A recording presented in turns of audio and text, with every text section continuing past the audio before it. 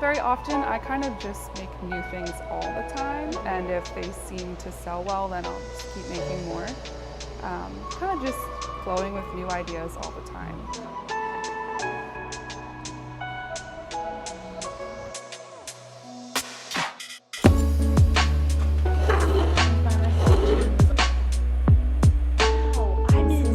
I hide away back here.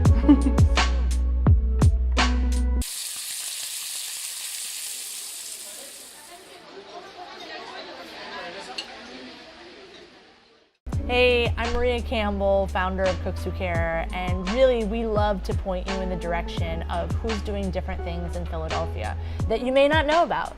We do this on our days off. It's a bunch of cooks who just happen to care about you and our neighbors doing amazing things. So when you subscribe, it helps us tremendously. It's a labor of love, and we want to continue doing this. So thanks, like, comment, share, and subscribe. Something I think is easy for you to talk about is like, why do you even like entertaining? Like, it seems to me that there's this connection and joy for the front house side of it. And describe to me what that's like for you. I totally love the look on people's faces when they walk in a space. And they're super excited about the environment because it could make you feel happy, you could feel moody. It totally like transports you to another place. So entertaining to me is so fun because it brings people together and you can kind of get away for a little bit.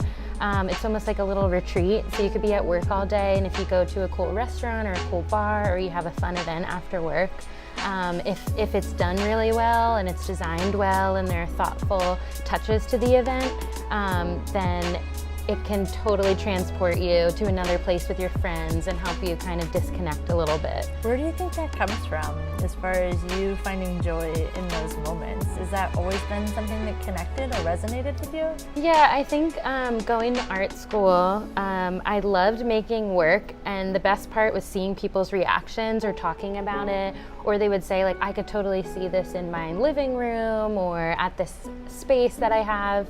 And that was awesome to me. So then it kind of spiraled, and I thought, like, what if I create pieces more specifically for the event or for the end use than just something that you walk by? So tell me, you walk into a space, like, what's your process? Like, how are you moved by it? What do you go through? What's first in your mind when you're like, oh my God, this is a disaster? Or like, can you kind of walk through this mental calculus that you do? So when I'm walking through the space, I'm more troubleshooting and problem solving. So I kind of think of the ideas in my head, and I don't let the space dictate me. I'm more letting the person dictate me. So who is that person? I connect with them. I've met with them. I've kind of talked about their vision for an event.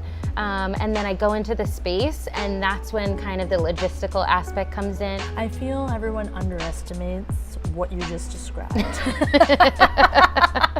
It's true. Right? Because people say, I just want to take care of it myself. Yeah, totally. And people are thinking, okay, what do I absolutely need to have an event? I need food, I need people, I need invitations, and I need a space. Beyond that, it's really not considered, but to be honest, when people walk into an event, it's the first thing they think. So if they see an awesome photo booth or a really super considered like little party favor table, that's when the people are gonna say, wow, that's what they're gonna Instagram, that's what they're gonna talk to their friends about. So kind of considering that more front of the house experience when you first walk into an event, it's totally underrated, but I think that it's super important because it's what gets people there. People totally overuse the word busy, especially in this day and age. It's almost glorified, where to be busy is to be successful, and that's not necessarily true. Where if you're thoughtful about what you're doing, you're gonna create the best content. So whether it's front of the house, back of the house, event design, what have you, it's super important to be thoughtful, to be meaningful. Tell me about this Boss Babes group and the social. Like, why did you create it? What's it about? So Boss Babes Social, we do a styled photo shoot for the first half of the event. And then the second half, we actually get to sit down and enjoy the styled shoot. So my last one was at Terrain in the Mushroom House, which is their smallest venue.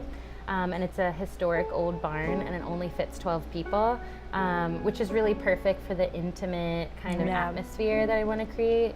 And so we set it up, totally transformed the space into a midsummer botanical type theme.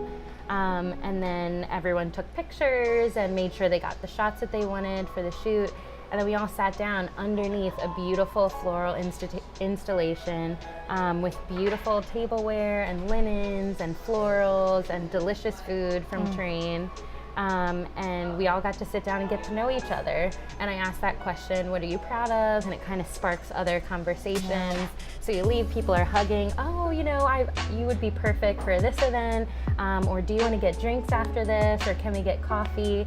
And I see them now following each other and I commenting. see that all the time. And, yeah, I love it. Yeah, and I they love leave it. knowing that person, where you walk down the street and you feel comfortable saying hi, asking, you know, how their kids are, because they shared that with you. I love it. I love it. The same thing happens after our events because they're small, very similar to your style, because connection happens in those kind of spaces. All we did was create a space. We always said create a space without a space. We don't have a space. We utilize spaces that are here in Philadelphia, and we just make connection happen organically by themselves. And now that they are at their facilities, working in their four walls, doing their job every single day, dealing with a million frustrations, where's the connection in that with people? Exactly. And so I worry about that because you can feel isolated, and the comments that we usually get before getting introduced to Cooks Who Care is they say, I thought I was the only one. And in essence, what they're saying is like, yeah, I'm isolated and I'm by myself, and I haven't heard anybody talk like the way I'm thinking in my head. And I worried about that. That's actually how we started getting people together too. And I know that it's not, especially people in the food industry, I know I have my challenges set out for myself. You were like, yeah, how's that going, Maria? You do it, like, are people actually connecting? They are. It's just that I have to make sure that it's safe for them, they can trust us, that like, I'm gonna set you up with people that I think you're really gonna engage with. You're gonna say, wow, that actually wasn't as bad as I thought it was gonna be. Exactly. The hardest part is putting yourself out there, but then the meaningful connections that you walk away with make it totally worth it. Totally worth it. And they're still friends and they still keep in touch. And I love that. Just with your event series. Like, I think it's important what you're doing, because everyone can say, I follow you online. You only know a pinch of my life. And I feel like people really at a base level want to connect and do. feel like they know each other Yeah. at the end of the day, no matter who you are. Even if they feel like it's not on their radar that I need this, but once they do, they're like, gosh, why didn't I do this? Why did I before? wait? Why did I wait? Yeah. Yeah.